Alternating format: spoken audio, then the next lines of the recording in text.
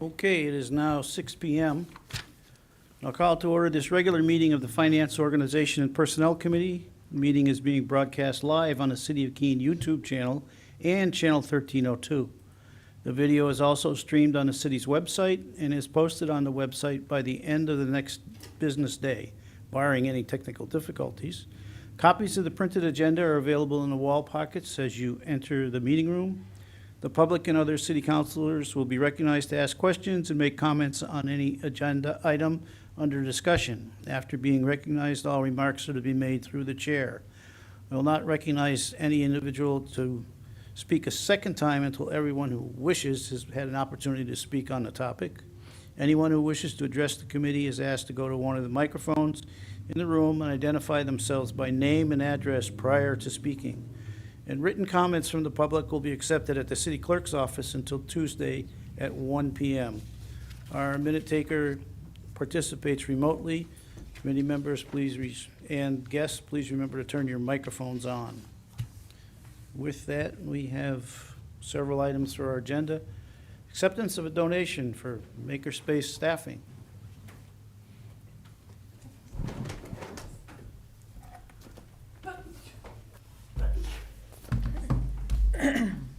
Good evening, counselors. Marty Fisk, Library Director. And Amy Kramer, I'm the head of Youth and Community Services. So we're before you today to ask for you to accept the annual donation from the Friends of the Library, $15,000 that will fund the staffing of our Makerspace.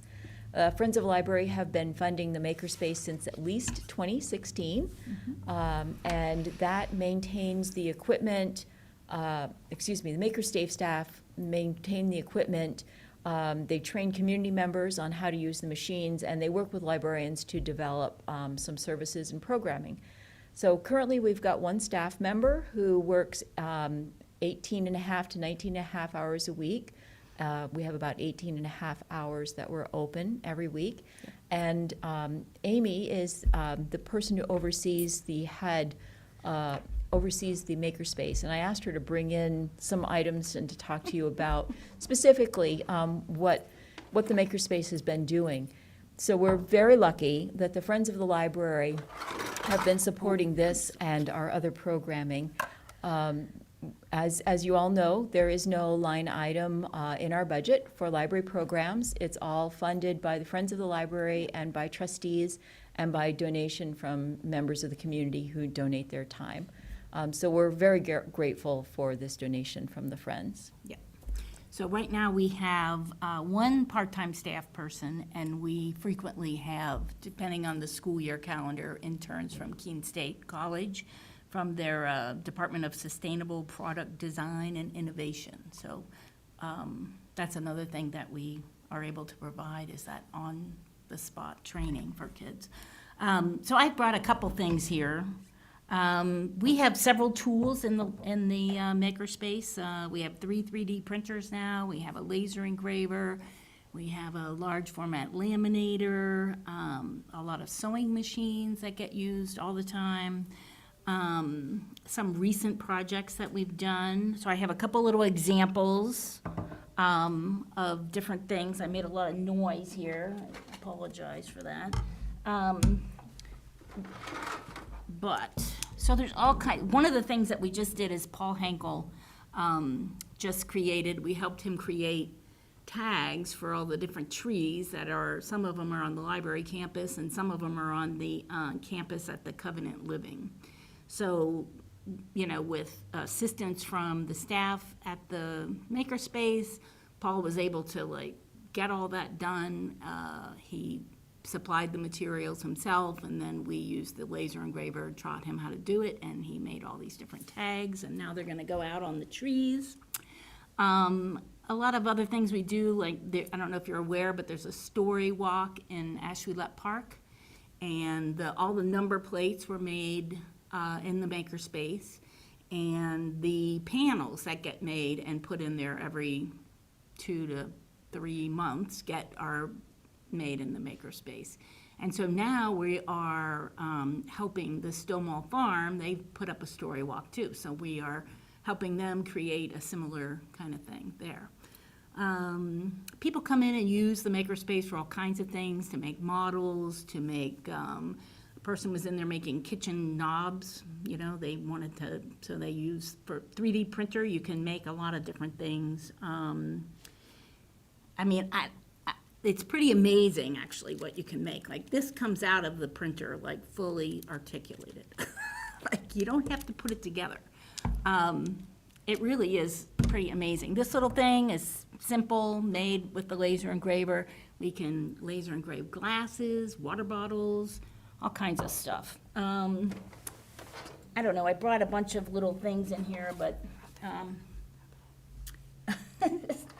don't want to bore you with too much stuff. But we also have a little carving machine. So it's like a little CNC machine that you put different bits in, and it will carve into a flat surface. This is really cool. This is the thing I made all the noise with. The drawers. So there's like, you can make little, so you know, you can design. So the thing is that kids and adults learn how to use three-dimensional, 3D software to design their own thing. So this was designed by a high school kid. And it's a stacking thing. So they fit together somehow. They fit together like this. That's what made that weird sound. And the middle school has a 3D printer, and a lot of times, and they're learning to use Tinkercad, so then they come over to the library and they make stuff, you know, toys and things, fidget spinners and things like that. But, you know, they're learning how to design things and create stuff. You know, one person came in and made a little wrench because they needed, I don't know, something to fit into a certain area. And so they made a wrench. So we made a double because I thought it was so cool. And it shows that you can, you know, print something dense enough that it can be used as a tool, you know. So we are going to do a workshop on Saturday, actually.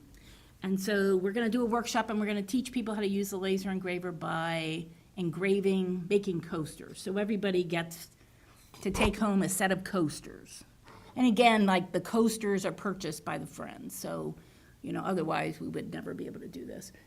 So they can choose between cork, wood, or slate, and that way they'll learn how to use graphics software and then use the laser, and hopefully they'll come back with their own project someday. I don't know, it really is an incredible resource. You don't need to be an artist to use it. You know, anybody can. The machines are really simple, and we have a staff person that holds your hand through the whole thing. So the idea is to teach you to be an independent user, but we all understand that, you know, you're not gonna just walk in there and know how to do it. So we have people in there, it's mostly for adults and teens, right? So little kids, it's not really the appropriate space for little kids, but, so we have people of all ages in there, like people you would never even imagine. There was a woman that came in, and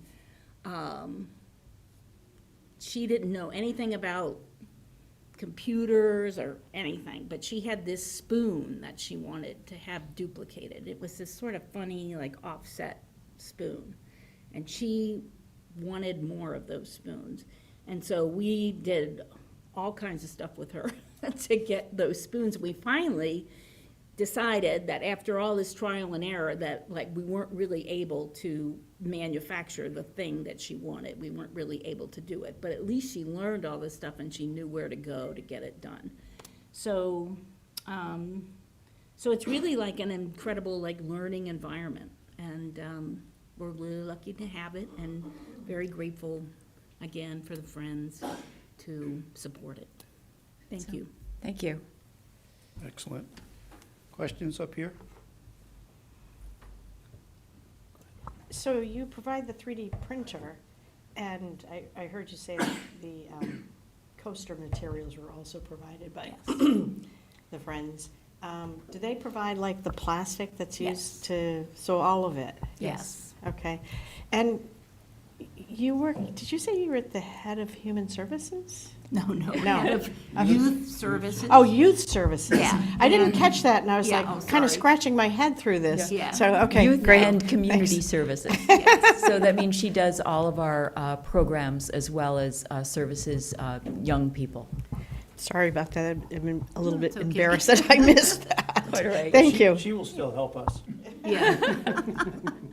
So, somebody had to bring that glass in. Well, actually, so we do workshops, like, so with this, we're gonna provide the materials for the workshop. So we provided the glasses, and so the idea is that, like, they learn how to make, like, they'll make 2 glasses.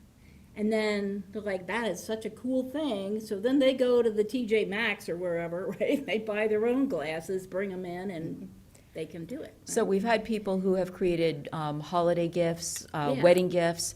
I know I'm in the Elm City Rotary Club, and they came in and they brought their own slates, and they engraved them as prizes for members of the DeMar Marathon. Yeah. Yeah. That's great. You said that, you don't have the funds to purchase some of the equipment or maybe not the tools, which strikes a interest here that, would you accept donations of certain equipment? Like you said, one of the things that's done is sewing machines. Yes. So we do accept some donations. It sort of depends on what it is. Our space is really small. And it helps us if our machinery, like, we have 3 identical sewing machines. So that helps us learn how to use it. But yeah, but definitely, I brought a whole bunch of my cards here. And you could contact me, and I'd be happy to talk to you about it and Okay. see what you have. And The other thing is that we also do accept donations that get added to our library of things Right. that people then can check out. So we have all sorts of things, apple peelers, digital canning equipment, you name it, garden tools. So lots of times, if we're not able to accept it for the makerspace, we may be able to accept it as part of our circulating collection. Great. Anybody in the public wish to speak? Motion? Move to recommend that the city manager be authorized to do all things necessary to accept and expend a donation of $15,000 from the Friends of the Keene Public Library to fund makerspace staff. Second. Okay, it's been moved in second. Any further discussion, members of the committee? Seeing none, all in favor? No one opposed, unanimous. Thank you, Counselors. Thank thank you very you. much. Greatly appreciated.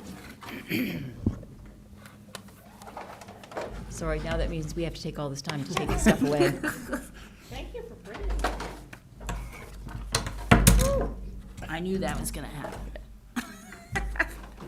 There we go. I think I got it all. Thanks again.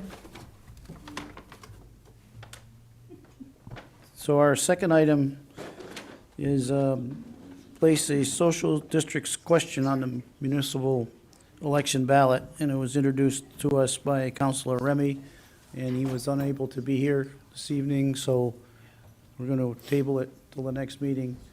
And we do have a timeline with it, so we got to make sure he's here. I need a motion to table it. Move to table the item until Yes. next meeting? Second. More time. More I'm sorry, time. I'm Move, sorry. yes, more time.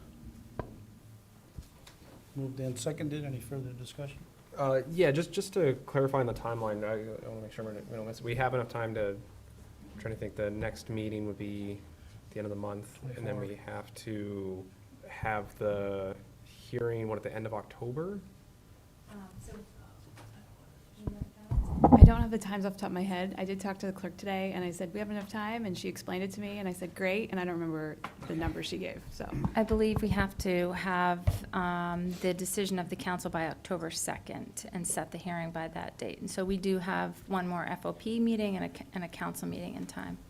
Okay, so that, yeah, it'd be that, like, the first week of October, right? Right. We would, okay.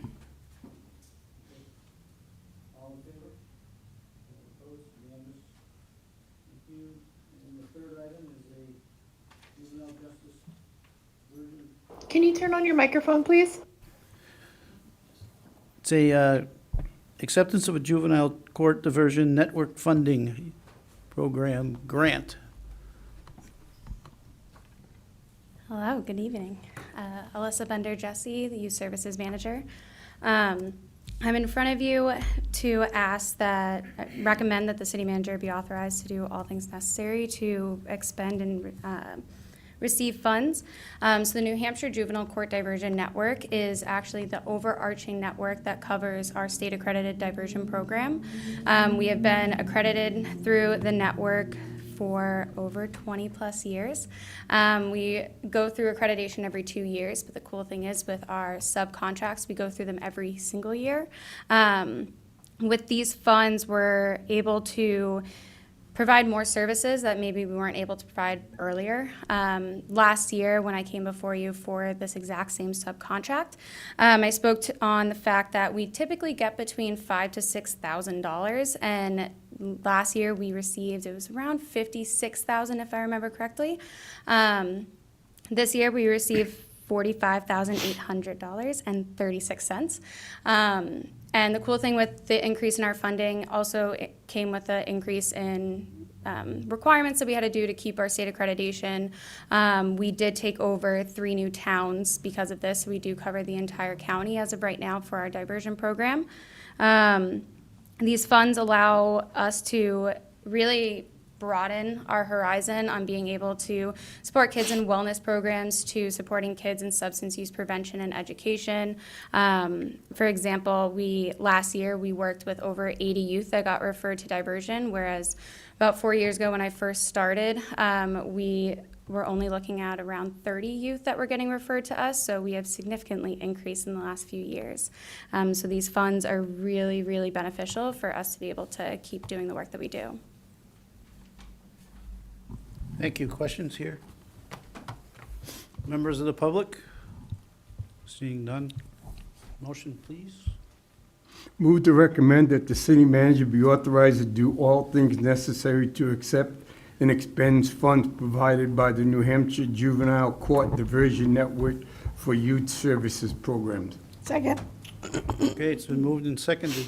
Any further discussion here? If not, all in favor? Anyone opposed? Unanimous. Thank you. Thank you. Now we have several items from the Public Works Department.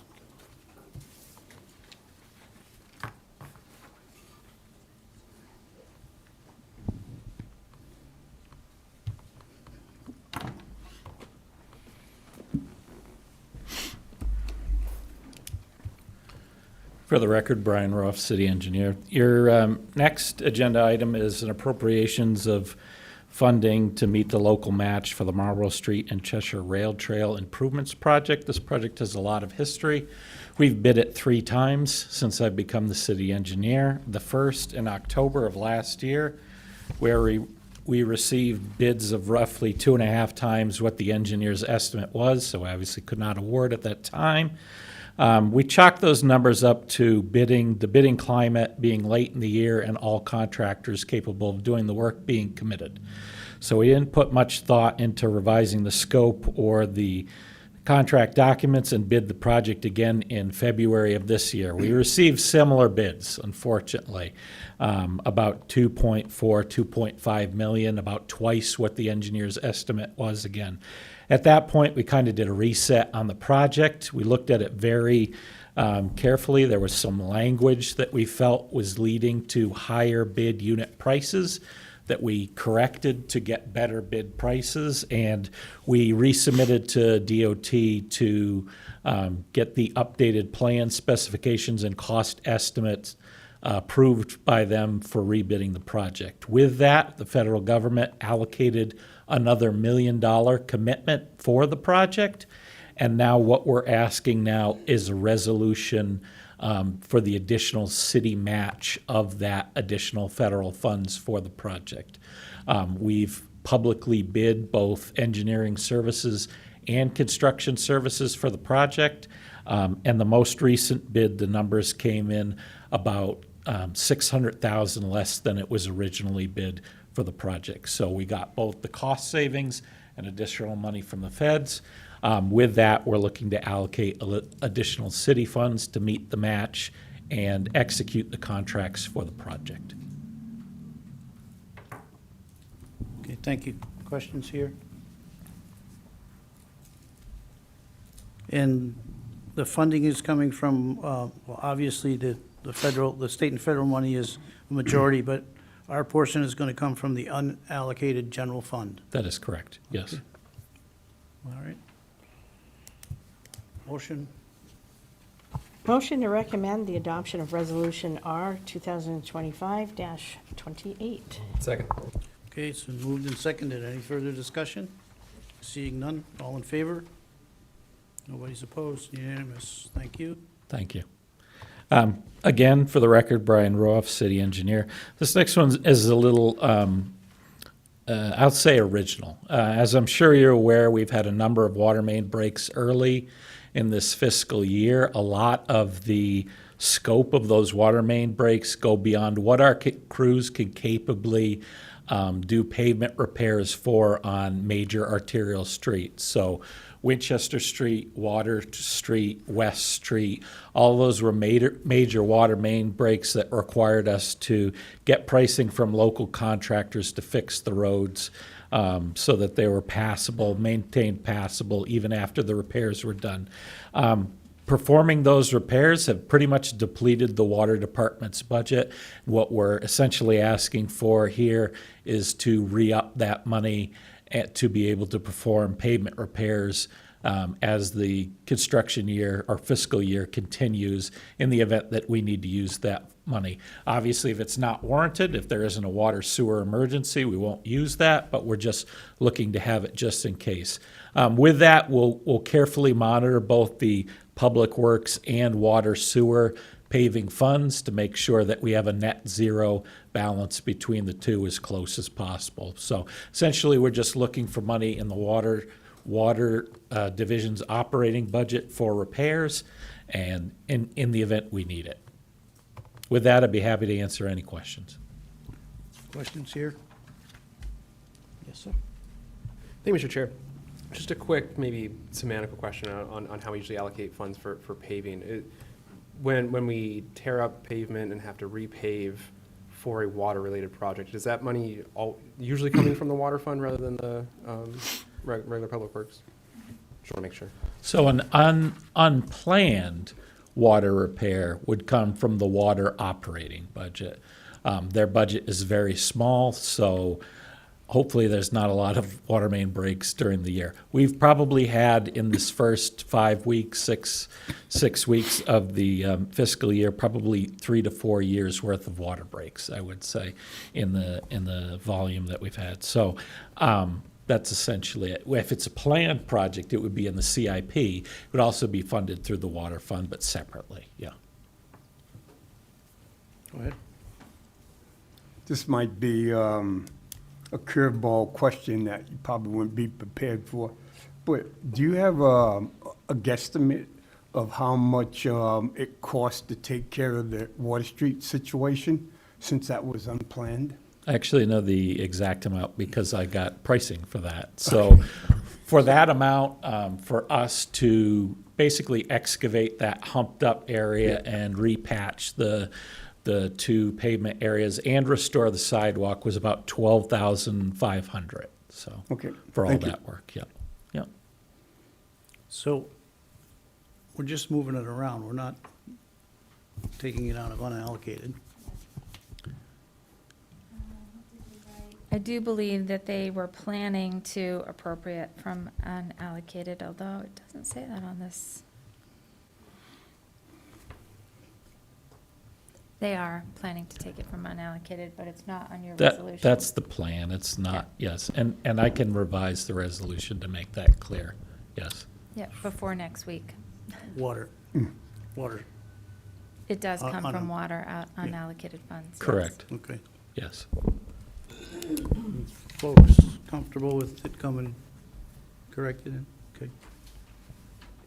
Yeah, we don't need to make, do we need to make an adjustment now, or is that Well- something that can be made in between You know what now happens and- when we try to do that here? Yeah. I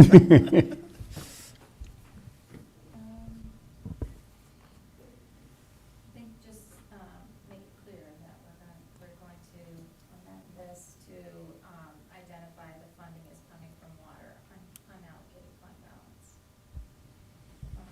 Okay. Yeah, so should we move for the adoption and then amend it, vote on that, then come back?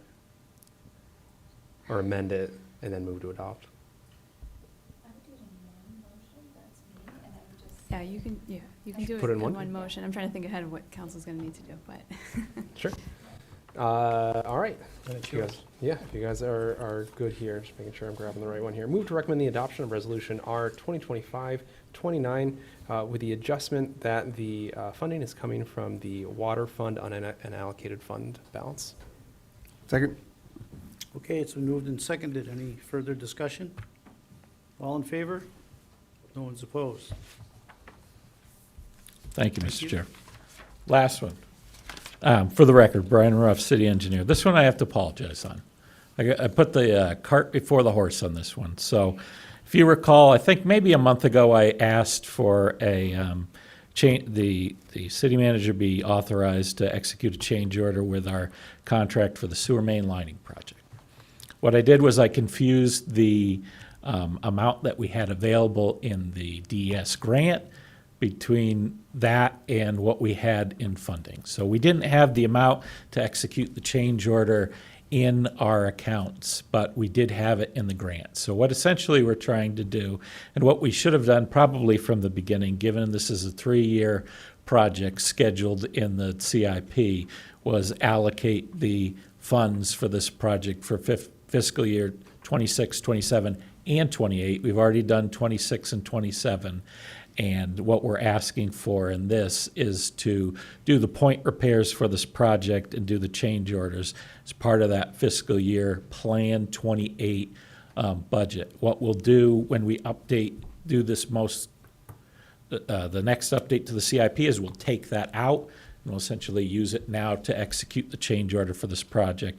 Essentially, we're a year ahead on this project, so it's supposed to be a 3-year project. We're a year ahead, so that's why the fiscal years aren't matching up with when we need to execute change orders and contracts, if that makes sense. By using this remaining additional loan funding, we get the maximum amount of the loan forgiveness and essentially free money from the federal government by doing that. Thank you. Questions? Thank you, Mr. Chair. Just want to make sure I'm following along. It's really confusing. I'm going to try to so, restate yeah. it in a nice, Sure. simple manner, which is Sure. essentially we're completing the 2028 work ahead of time. That's right? We're correct. ahead of schedule, and Yes. so we're pulling that funding forward to complete that work now. So there won't be that work happening in 2028, and that funding won't go out in 28. That's absolutely correct. It's much more eloquent than me, and I appreciate that. And then with that, all the major II infiltration and inflow that we identified during the 10-year study of the city's sewer system will be addressed as far as the sewer main. So at that point, we'll be looking to do other improvements that aren't necessarily related to lining and II. Very good. Anything else? Motion, please. Move to recommend the adoption of Resolution R-2025-29. Second. Okay, it's been moved and seconded. Yeah, just to clarify, it's dash 30. If Oh, yeah, Councilor 30. Roberts would be amenable to Yep. saying Yeah, that. I said 30. I heard 30 as well. All right, all in favor? Anybody opposed? Unanimous. Thank you. Let the director know he looked pretty good on TV last night. Yeah. Huh? Well, you guys will have to figure that out. Gotta be a good detective. He was supporting his town. How about that? Okay. All right, the next item is an appropriation of funds for Keene Airport Solar Project. And this is the city manager. Yeah. So I'm really excited to be back here again talking about this solar project at the airport that we've been working on for the last few years.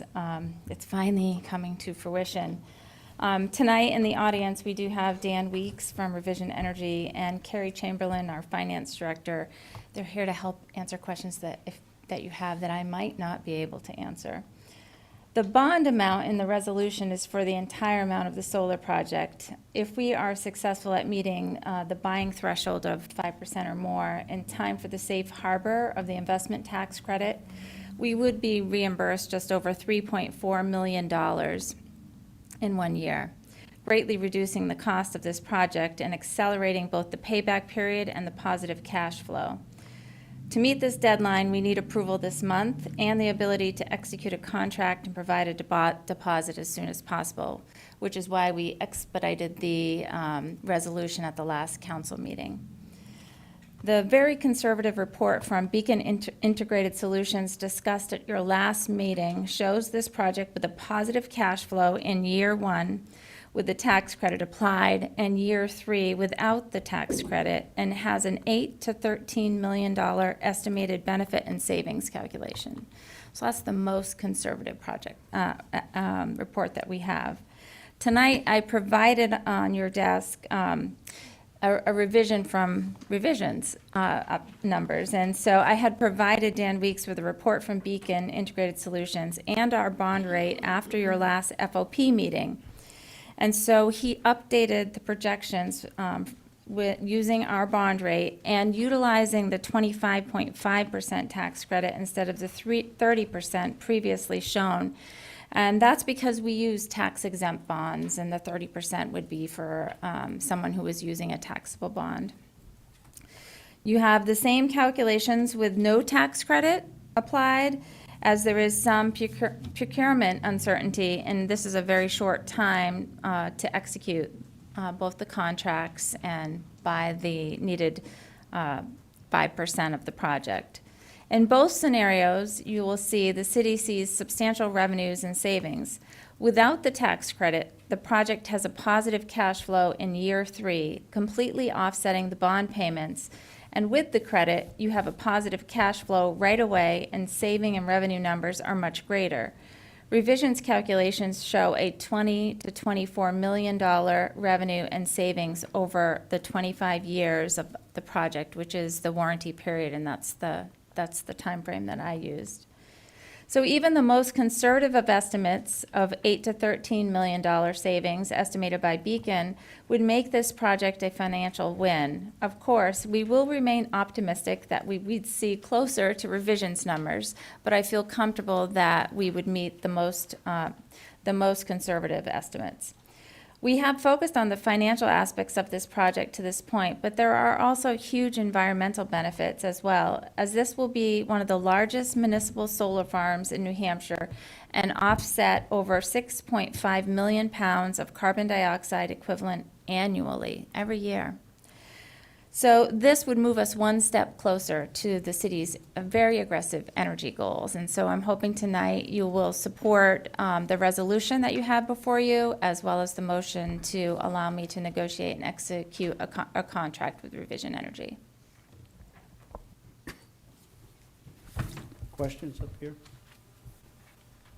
Just for, to get it out there so people don't assume that we messed up and now we're trying to jump the hoop to cover our butts. Isn't part of this, one of the major reasons is that the federal administration has put a deadline date on all planned funding for green energy projects?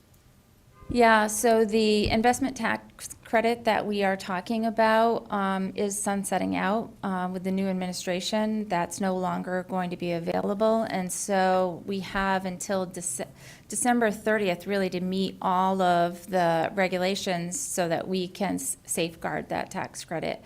And, you know, in terms of rushing this project, we have been working on this project for 2.5 years, maybe.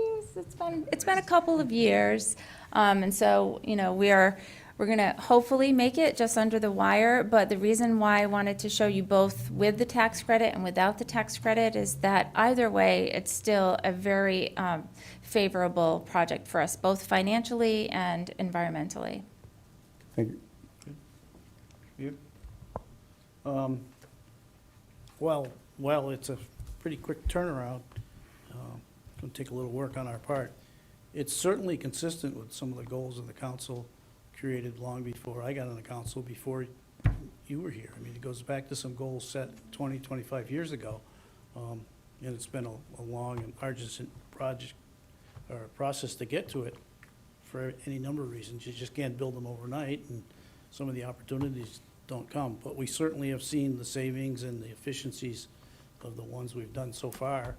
It's consistent with our effort to do away with some of the emissions that go on. So I can't find many reasons why we wouldn't want to try to move this right along here, because there's still a lot of work to be done. And although my counselor to my right is not here this evening, his finance advising tells me this is a good idea. So I know we've got a lot more work to do with the bond counsel and other lawyers, but I think we got a great project here. Members of the public? Yes, sir.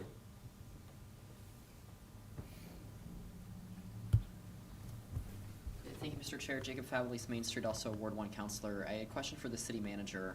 I think I've heard this conversation come up, but I can't remember the details of it. So hopefully this will help jog my memory. Will the city be assuming ownership and operational control of the solar panels through this?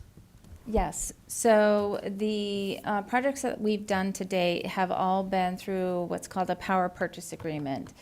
And a power purchase agreement is great because you don't take on any responsibility for the solar project itself. You buy the power, but the cost of the power is annually escalated. And you're really, trying to hedge your bet in terms of what the cost might be and whether or not it'll be a savings.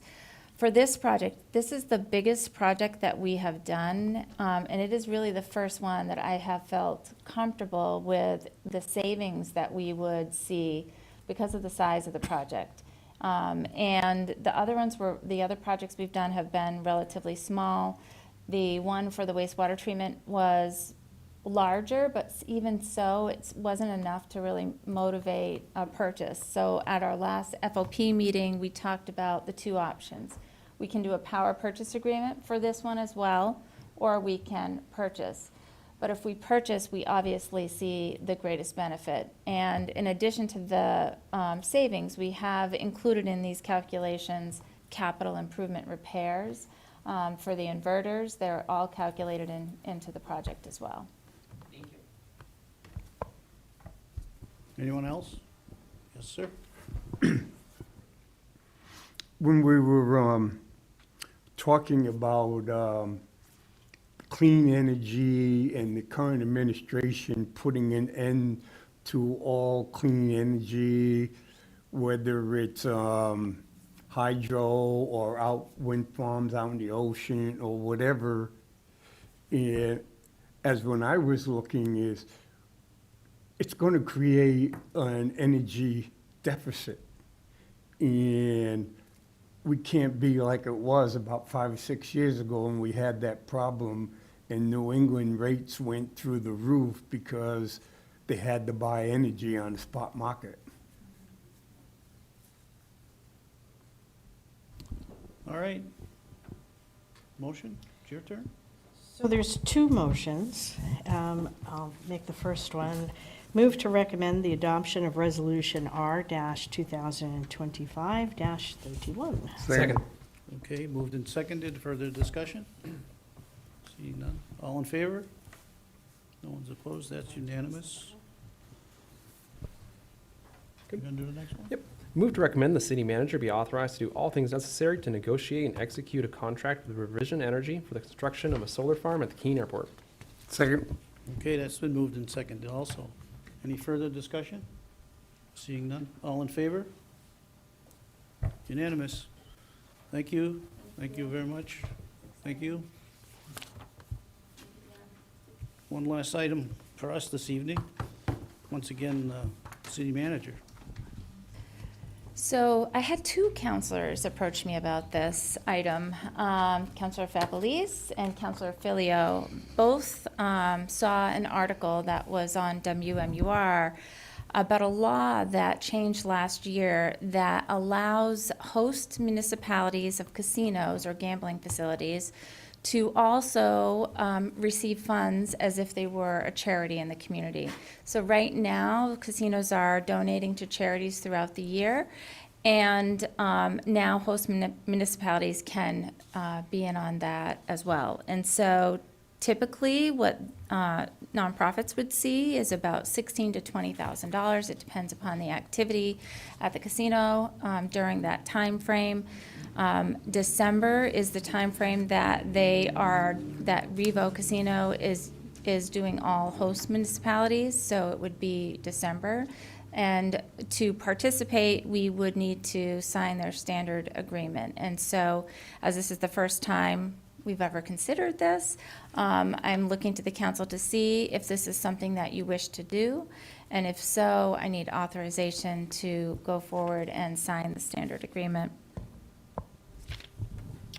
Thank you. Questions here? Yes, ma'am. So, I noticed the date of December 2025. By the way, great job. Thank you to both counselors. I love seeing stuff like this come forward. So does this mean that like each year we would have to apply and it would be only in December? Yeah, so December is the time that they have picked for all of their 5 properties that they own. It's December 17th through the 26th.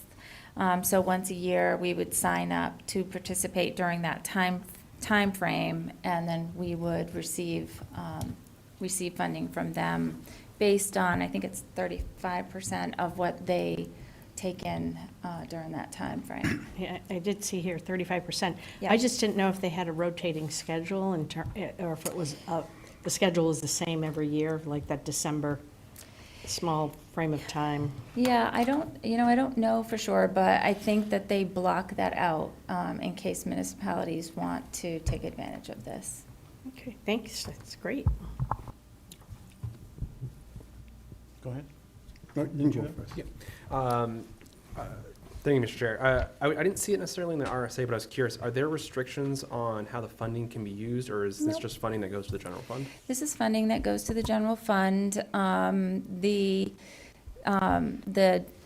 The reasoning behind it is because communities felt that casinos do place a burden on their host community, and could be police, fire, a number of things. And so there's no restriction in the use of the funds. And so that would need to be another conversation as to how you would want to use the funds once we received them.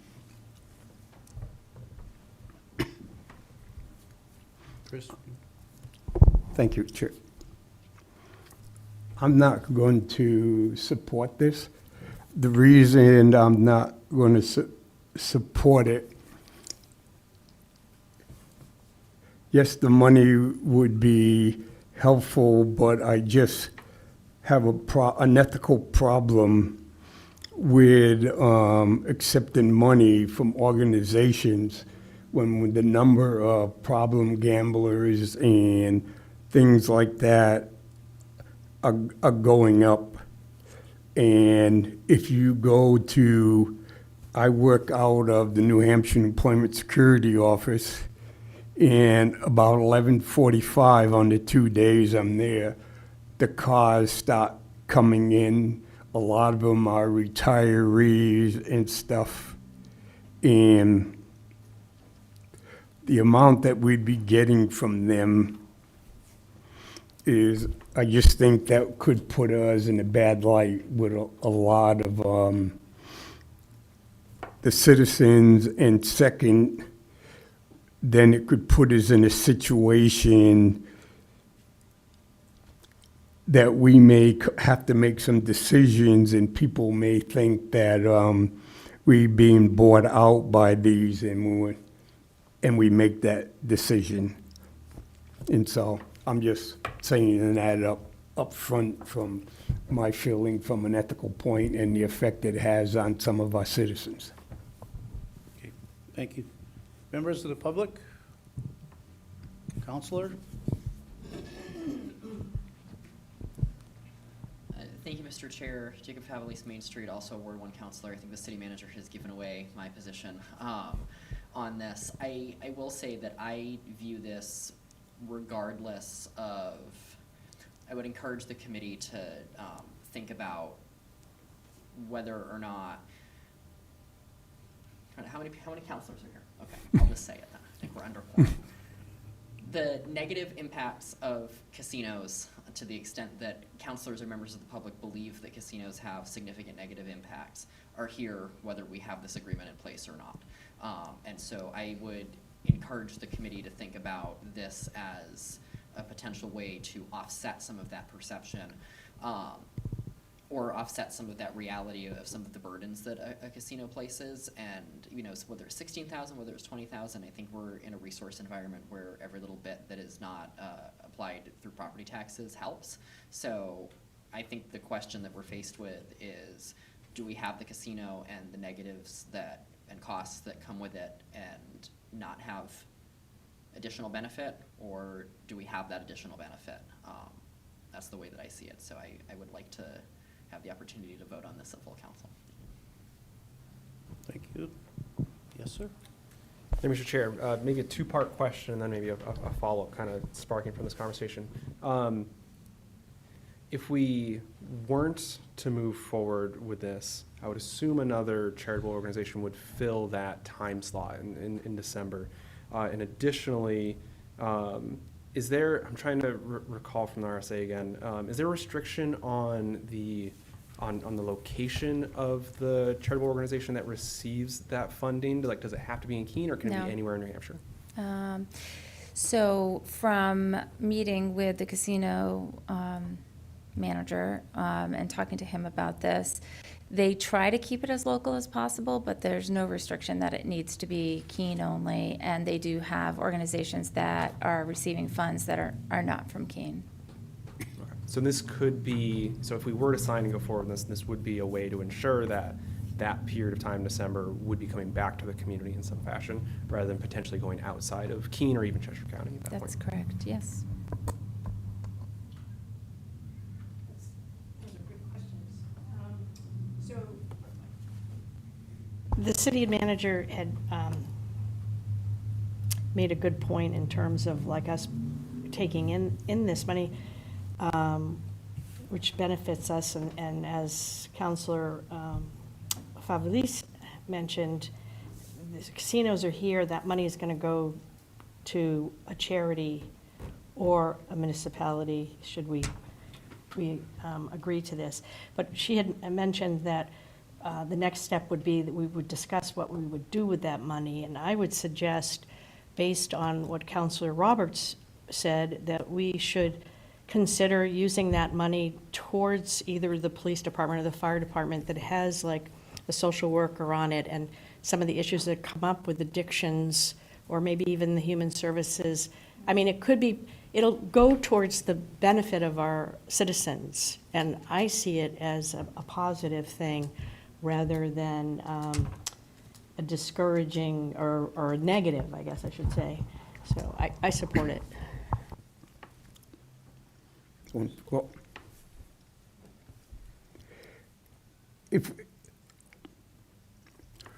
so when they're saying, okay, get the 10 extra days, so those 10 days, say, go to the city, is that additional days of the casino, or are some of those days taken away from other charitable organizations?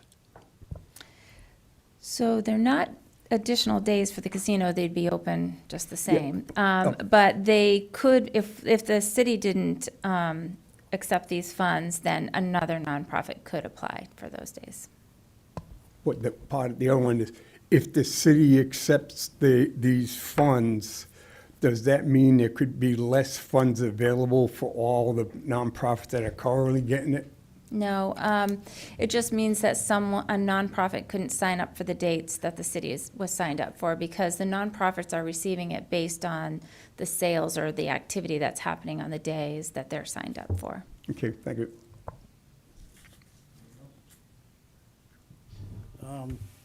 I have a little bit of a angst about it, only because, you know, we run a state. Often people ask us, oh, you're from New Hampshire, you have no taxes. Yeah, we get these other things that, and often referred to as sin taxes. We tax everything. Well, we're not gonna tax this, but we're gonna have some income that, I think it's probably the right thing for a community to do when they have an organization such as this in the community, and we're providing some services. I gotta say, I don't think we hear much about too many responses down there, and you're all set during the day because it's senior citizens. And, and maybe it's gonna get a little bit bigger when it moves, but still, I don't believe it's creating a real burden, but they're paying their fair share, because there'll be more traffic and the roads, et cetera, et cetera. So I guess, I don't know if I'm trying to rationalize the yes vote or just comment that if it was something else like, Keno or some of the others have come forward, you know, I wouldn't even discuss it. I'd probably vote no, but I think you got a yes vote here. Anybody else up here? With that, whose motion is it? Can I, Yeah. may I? In the motion, it says expend, just strike expend. And it said, we have the standard accept and expend, but since we're gonna come back to talk about it once we receive the funds and have the exact amount. So it ends at a standard agreement, and to accept and expend gets wiped out? No, just the expend part. We want, Okay, I still to need to be able accept. to accept it, yeah. Okay. Move to recommend the city manager be authorized to do all things necessary to execute a standard agreement for host communities with Reno Casino and Social Club Keene, and to accept funds. Second. Okay, it's been moved and seconded. Any further discussion, members of the committee? Seeing none, all in favor? Those opposed? So 3, 2, 1 vote. Thank you. We are adjourned.